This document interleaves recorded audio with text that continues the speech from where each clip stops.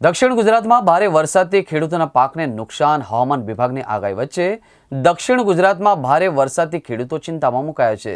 ખાસ કરીને ઓલપાડના કાંઠા વિસ્તારમાં પવન સાથે વરસાદ વરસતા ઉનાળાના ઊભા પાકને ભારે નુકસાન થયું હતું.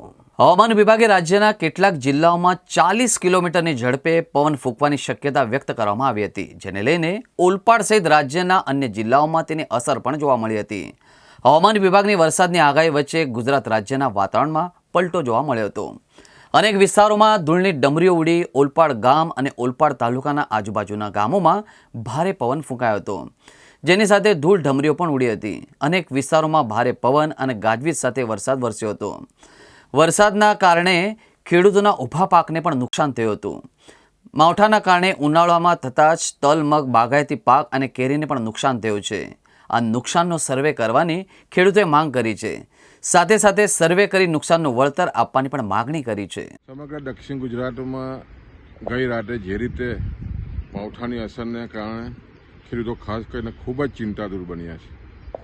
દક્ષિણ ગુજરાતમાં જે કાંઠા વિસ્તાર છે એમાં સવિશેષ ઉનાળુ ડાંગરની ખેતી છે. એ ડાંગરની કાપણીની સિઝન ચાલી રહી છે. એની સાથે ઉનાળુ તલ અને મગ પણ સવિશેષ જ્યારે ખેડૂતોએ પાક લીધો હોય ને જ્યારે લણવાની સિઝન ચાલતી હોય ને એવા સમયે જે રીતે વરસાદ આવ્યો છે અને ખાસ કરીને જે માવઠું થયું છે પવન સાથે, એને કારણે બહાર છે કાંઠા વિસ્તારના ડાંગરના પાકને, તલના અને મગના પાકને ખૂબ જ ભારે નુકસાન થયું છે.